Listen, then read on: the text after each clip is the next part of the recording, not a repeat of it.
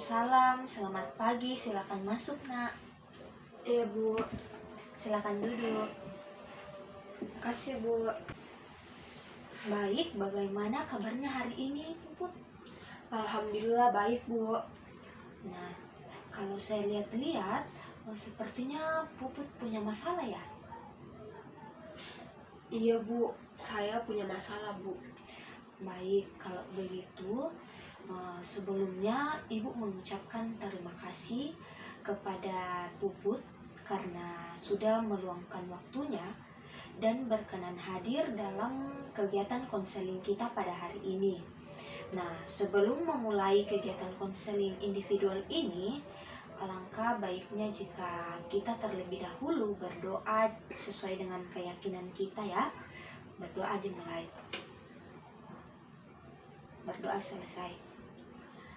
Nah, sebelumnya, apakah Puput sudah pernah mengikuti kegiatan konseling individual terlebih dahulu? Belum pernah Bu. Jadi mungkin Ananda belum tahu ya apa yang dimaksud dengan konseling individual tersebut. Iya Bu, belum tahu Bu. Jadi sebelumnya terlebih dahulu Ibu akan menjelaskan apa itu konseling individual.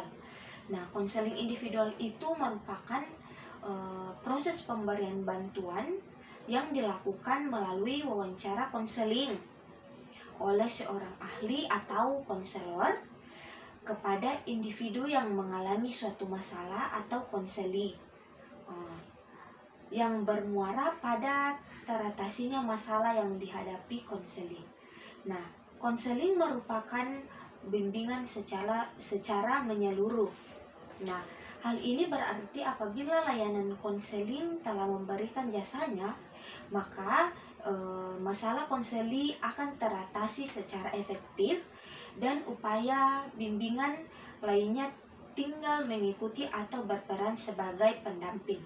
Nah, tujuan dilakukannya konseling ini yaitu membantu Puput menstrukturkan kembali masalah dan menyadari lifestyle serta mengurangi penilaian negatif yang ada pada diri Puput.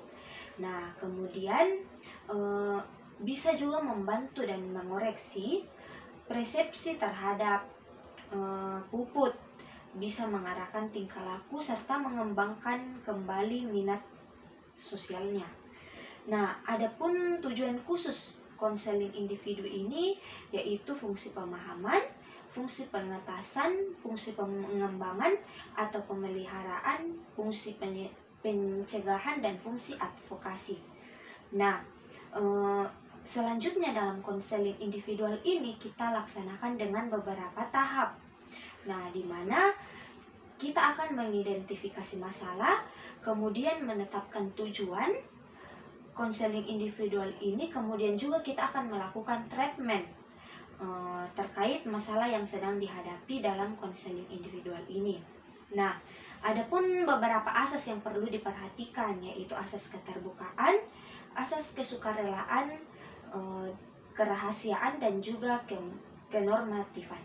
Jadi, apakah Ananda hadir di sini itu dengan sukarela atau terpaksa? Sukarela Bu. Baik, karena Puput hadir di sini dengan sukarela tanpa ada paksaan dan dorongan dari pihak apapun. Kemudian dalam konseling ini nanti akan Puput diharapkan harus terbuka dalam menyampaikan masalah yang sedang dialami. Nah, Ibu akan mendengarkan dengan baik dan saksama terkait masalah-masalah yang Puput akan sampaikan.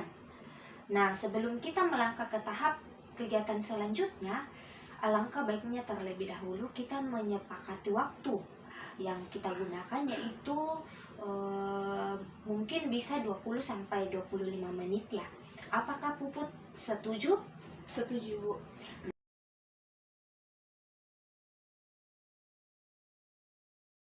Nah, baik Puput, karena tadi Ibu sudah menjelaskan pengertian konseling individual itu, tujuan, asas-asas, sampai pada tahap konseling individual. Nah, apakah saudari Puput ada yang mau ditanyakan terlebih dahulu atau mungkin ada sesuatu yang kurang dimengerti atas penjelasan yang Ibu berikan tadi?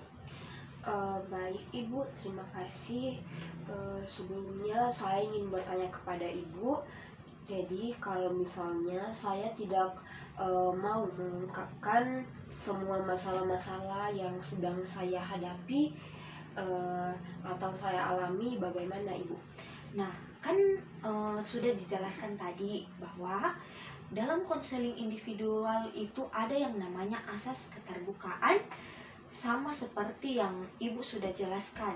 Nah, alangkah baiknya jika Puput lebih terbuka atas masalah-masalah yang sedang dihadapi atau dialami, dan Puput tidak usah untuk menutup-nutupi dalam proses konseling individual ini. Baik Ibu. Nah, baik, selain pertanyaan Puput yang telah berikan, apakah ada pertanyaan lain? Jadi begini Bu, apabila kita menceritakan masalah ini kepada orang lain, apakah diperbolehkan Ibu? Karena dalam melaksanakan konseling ini kita menerapkan asas kerahasiaan. Jadi masalah yang dihadapi saudari Puput ini bersifat rahasia, jadi tidak bisa diungkapkan kepada orang lain. Jadi mungkin Puput mau menceritakan mungkin terkait solusi yang diberikan saja yang bisa diceritakan. Oh, jadi untuk masalahnya itu tidak bisa ya Bu? Betul sekali, tidak diperbolehkan ya. Nah, apakah masih ada pertanyaan lain? Tidak Ibu. Nah, baik, kalau sudah tidak ada, apakah Puput sudah siap untuk lanjut ke tahap selanjutnya, yaitu tahap kegiatan? Siap Bu. Baik.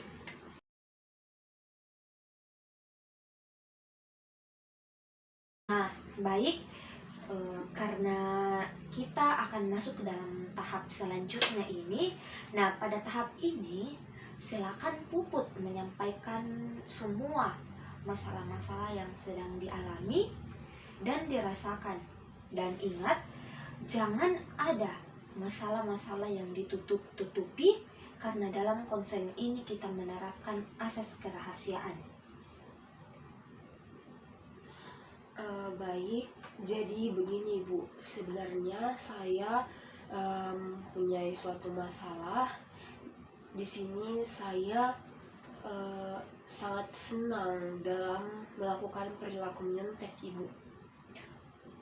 Baik, oh ya, mungkin kamu bisa menceritakan lebih detail kebiasaan buruk itu sambil menggambar ya, Puput? Oke Bu, mungkin sambil menggambar biar saya dapat rileks Bu. Tunggu ya, saya ambilkan kertas dan pulpennya. Iya Bu. Ini Puput bisa dipakai. Nah, sementara Puput menggambar, nah di sini Ibu mau bertanya kepada Puput, apakah Puput mencontek itu pada saat ulangan atau pada saat apa, Puput?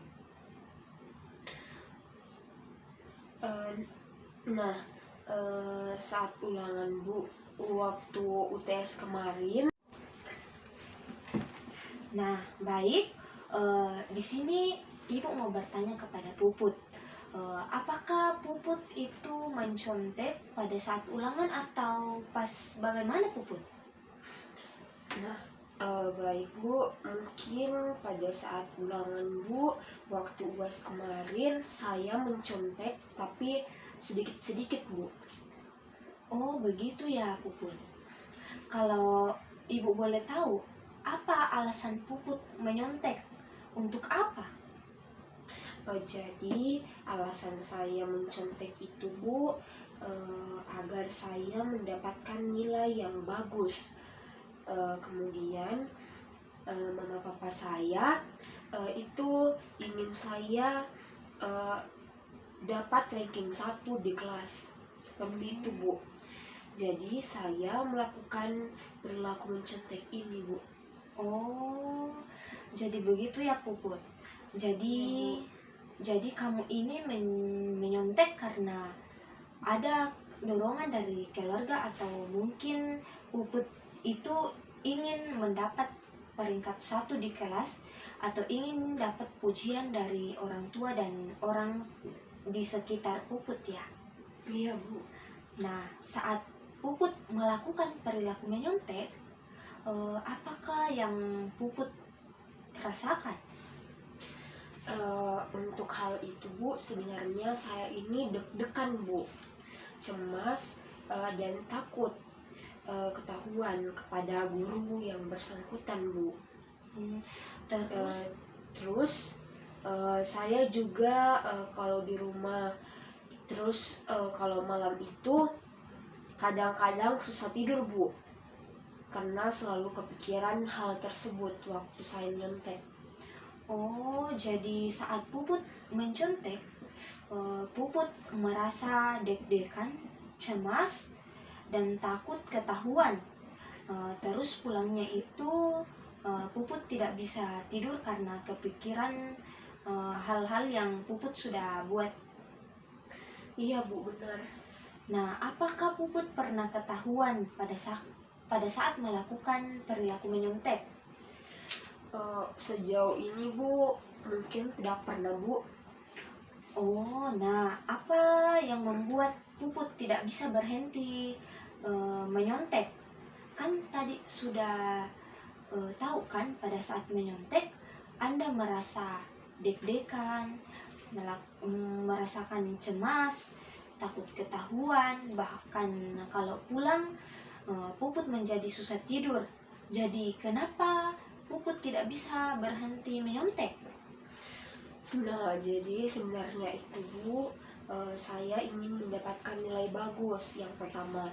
Nah, kemudian yang kedua itu saya juga ingin mendapatkan pujian dari teman-teman sekitar saya dan orang tua saya, Bu. Oh, jadi baliklah karena ingin dipuji oleh orang-orang di sekitar Puput. Iya, Bu. Berarti Puput tidak bisa lepas dari menyontek. Sebenarnya saya ini, Bu, sangat ingin merubah kebiasaan menyontek saya. Oh, jadi itu ya yang Ananda harapkan. Iya, Bu. Soalnya kalau terus-terusan saya itu malah merasa terganggu, Bu. Terus saya kadang-kadang tidak bisa tidur dan membuat saya sendiri menjadi insomnia, Bu. Oh iya, jadi karena Puput sudah tahu apa akibat dari menyontek tersebut, yaitu cemas, deg-degan, dan takut ketahuan, dan juga insomnia. Jadi akhirnya Puput ingin berhenti menyontek. Nah, Iya, Bu. jadi kan Puput bilang tidak bisa berhenti menyontek, tapi setelah Puput tahu ada perasaan cemas dan lain-lain yang Puput sudah rasakan, jadi Puput ingin berhenti menyontek, begitu ya? Iya, Bu. Baik, dari awal tadi kita sudah membicarakan permasalahan yang Puput alami, yaitu mempunyai kebiasaan buruk, yaitu perilaku menyontek.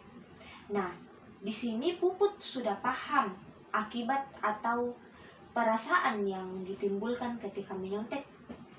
Nah, jadi Puput ingin berhenti menyontek dan punya harapan untuk berhenti menyontek ya. Iya, Bu. Nah, mungkin Puput bisa menyontek itu karena dari dalam diri Puput ya, atau kebiasaan. Nah, mungkin ada masukan atau ide lain agar Puput itu bisa berhenti menyontek. Begini, Bu. Saya itu sudah banyak belajar dari Google dan YouTube dan aplikasi-aplikasi lainnya terkait dengan tips-tips untuk berhenti mencontek, Bu. Nah, salah satunya tuh dengan cara mengatur belajar saya. Seperti itu Bu, kemungkinan. Oh iya, bagus sekali Puput. Eh, Puput sudah ada niat untuk berhenti menyontek dan juga sudah mencari berbagai tips-tips untuk berhenti dari perilaku menyonteknya. Nah, mungkin Ibu bisa memberikan sebuah program untuk menghindari perilaku menyontek tersebut. Iya Bu. Nah, bagus Puput. Puput sudah ada niat berhenti menyontek dan juga sudah mencari berbagai tips-tips untuk berhenti menyontek. Nah, mungkin Ibu bisa membuat program untuk menghindari perilaku menyonteknya Puput. Baik Ibu, saya setuju sekali Bu. Jadi dalam program tersebut saya akan memberikannya durasi. Nah, jadi Puput bisa lakukan apa yang dilakukan dengan ditulis durasinya. Lalu Ibu ingin bertanya kepada Puput, nanti reward atau hadiah apa yang ingin Puput dapatkan jika Puput berhasil melakukan program tersebut? Mungkin saya bisa minta pujian begitu Bu dari Ibu dan teman-teman dekat saya. Oh iya, jadi sekarang kita bisa memulai dan Puput juga bisa belajar menyusun programnya ya. Ya Nah, Bu. Ibu sudah ada programnya. Silakan kamu tuliskan program apa dan berapa durasi menit yang Puput ingin lakukan. Nah, Ibu berikan waktu 10 menit ya, mungkin untuk mengisi program yang Ibu telah berikan. Iya Bu, makasih Bu. Nah, Ibu tinggal sebentar ya. Iya Bu. Selesai. Nah, baik, apakah Puput sudah menyelesaikan programnya? Iya Bu, sudah. Oke, mana? Coba saya lihat. Nah, baik, setelah kamu menyusun program ini, program yang kamu susun ini sudah bagus. Nah, Ibu punya sebuah kertas namanya deklarasi sebagai pengingat apabila Ananda sudah merubah perilaku kebiasaan menyontek. Nah, tunggu ya, saya ambilkan bukunya. Ya Bu. Nah, baik, ini bukunya Puput.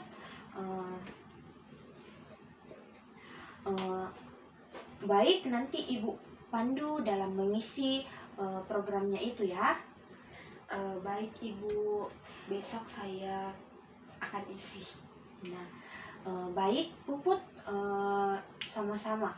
Juga senang Ibu bercerita ke Ibu tentang permasalahan yang Puput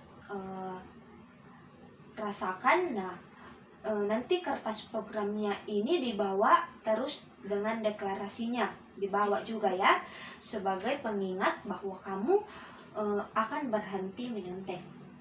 Oke Bu. Oke Bu, terima kasih Bu. Nah, baik, apakah Puput ada hal lain yang ingin kamu ceritakan lagi ke Ibu? Mungkin untuk sekarang ini cuman itu Bu. Oke, sebelum kita mengakhiri sesi konseling individual kita pada hari ini, Puput harus melaporkan hasilnya ke Ibu ya, mengenai kelanjutan proses konselingnya. Oke Bu, mungkin minggu depan saya akan datang dan berbicara lagi sama Ibu untuk membicarakan tindak lanjut dan apa yang akan saya lakukan selanjutnya Bu. Baik, terima kasih ya Puput. Iya Bu. Jadi setelah kita melakukan konseling individual tadi, Puput sudah menceritakan masalah, Ibu juga sudah mendengarkan dan menentukan solusi bersama-sama. Jadi bagaimana perasaan saudari Puput? Untuk sekarang ini saya sudah sangat lega Bu, karena Ibu menerima saya dengan baik, mendengarkan saya dengan baik, dan itu sudah sangat membantu saya Bu. Kemudian Ibu juga sudah membantu saya untuk mencari sebuah solusi Bu untuk permasalahan saya sendiri. Nah, baik. Alhamdulillah ya Puput. Kalau dengan bantuan yang Ibu berikan, sekarang Puput sudah merasa sangat lega. Iya Bu, terima kasih Bu. Nah, sama-sama Puput. Jangan sanggang ya untuk kembali ke ruangan ini dan bercerita kepada Ibu Iya, Bu. mengenai masalah-masalah yang sedang dialami. Iya Bu. Nanti Ibu akan membantu Puput dengan kemampuan yang Ibu miliki. Iya Bu. Sebelumnya Bu, terima kasih lagi Bu. Dan mungkin sekarang ini saya boleh pamit Bu, karena setelah ini ada mata pelajaran lain Bu. Iya, tidak apa-apa Puput. Hati-hati ya. Iya Ibu, terima kasih Bu. Semoga saya bisa kembali lagi ya Bu. Iya. Assalamualaikum. Waalaikumsalam.